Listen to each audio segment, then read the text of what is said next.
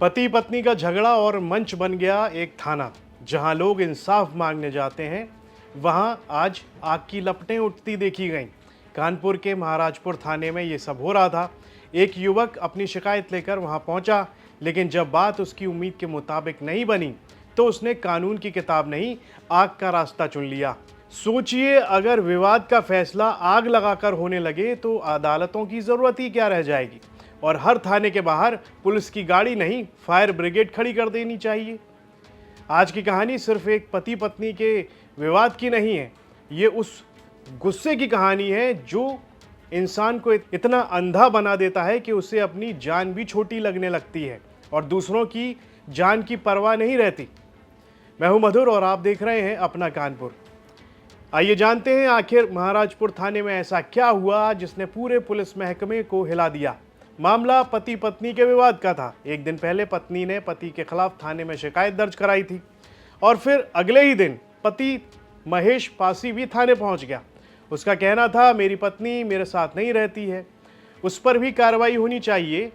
Police ने समझाया उसे, दोनों पक्षों की बात सुनी जाएगी, जांच होगी, किसी के साथ अन्याय नहीं होगा, ऐसा पुलिस वालों ने उसे समझाने की कोशिश की। लेकिन शायद उसे कानून की प्रक्रिया मंजूर नहीं थी, उसे फैसला उसी वक्त चाहिए था। और फिर जो हुआ, उसने वहां मौजूद हर शख्स के होश उड़ा दिए। महेश थाने के गेट तक गया और अपने ऊपर ज्वलनशील पदार्थ डाला और देखते ही देखते आग के हवाले हो गया। कुछ ही सेकेंडों में थाना चीखों से गूंज उठा, अफरा तफरी मच गई। धुएं और आग के बीच पुलिसकर्मी अपनी जान की परवाह किए बिना उसे बचाने दौड़े। थानेदार जनार्दन सिंह सबसे पहले पहुंचे थे। किसी ने कंबल डाला, किसी ने कपड़े से आग बुझाई, किसी ने पानी लाकर डाला। आखिरकार आग पर काबू तो पा लिया गया, लेकिन तब तक महेश बुरी तरह झुलस चुका था और उसे बचाने वाले थानेदार समेत 3 पुलिसकर्मी भी आग की चपेट में आकर झुलस गए। सभी घायलों को अस्पताल पहुंचाया गया, जहां उनका इलाज चल रहा है। पुलिस पूरे मामले की जांच कर रही है कि आखिर युवक इतना बड़ा कदम उठाने तक क्यों पहुंच गया।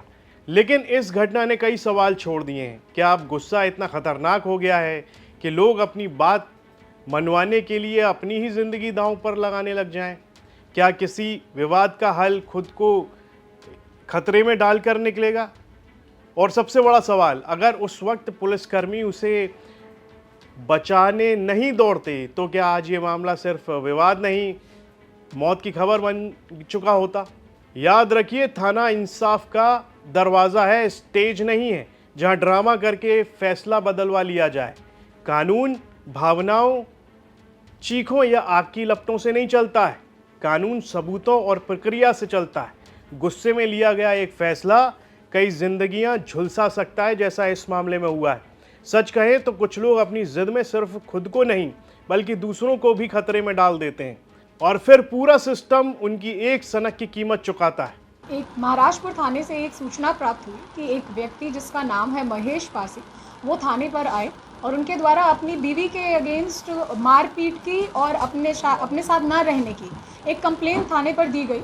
उसके तुरंत बाद ही वो थाने से बाहर निकलकर उसने अपने ऊपर एक ज्वलनशील पदार्थ अपने ऊपर छिड़का और उसके बाद थाने के अंदर आकर उसके द्वारा आग लगा ली। तो इसके संबंध में मौके पर SHO, दिवसाधिकारी, सिपाही द्वारा तत्काल उसको बचाने की कोशिश करी गई, जिसमें उनको भी कुछ बर्न इंजरीज हुई हैं और उनके बाद उनको तत्काल उर्सला के बर्न यूनिट में लाकर दाखिल किया गया है और महेश का अभी उपचार जारी है। इसके संबंध में जब हमने और सूचना प्राप्त करी तो इसमें ज्ञात हुआ है कि इसकी जो वाइफ है पूनम, जिसका नाम है, इसके साथ इसकी शादी लगभग 2015 में हुई है और इनके 2 बच्चे भी हैं और इनका आपस में झगड़ा चलता था। और इसी के संबंध में कल इसकी जो पत्नी है पूनम, उसके द्वारा महेश पर एक FIR भी दर्ज करी गई है, जिसमें उसने आरोप लगाया है कि महेश द्वारा दारू पीकर उसके साथ मार पिटाई की जाती रही है और कल भी उस मार पिटाई के संबंध में उसको चोटें आई थी, जिसका सरसौल CHC में मेडिकल भी हुआ है और लगभग 7 चोट उसमें डॉक्टर द्वारा अंकित करी गई हैं। और आज महेश द्वारा अपनी वाइफ के अगेंस्ट ये एप्लीकेशन दी गई थी और उसके तुरंत ही बाद उसके द्वारा ज्वलनशील पदार्थ डालकर अपने ऊपर आग लगा ली गई है। कुछ पुलिसकर्मी भी इसमें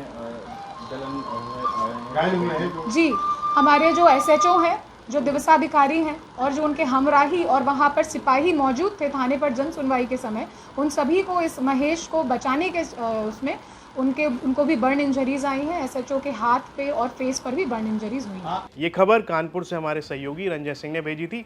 इसे लिखा है मैंने यानी मधुर ने। इस पर आपकी क्या राय है, कमेंट बॉक्स में लिखकर ज़रूर बताइएगा।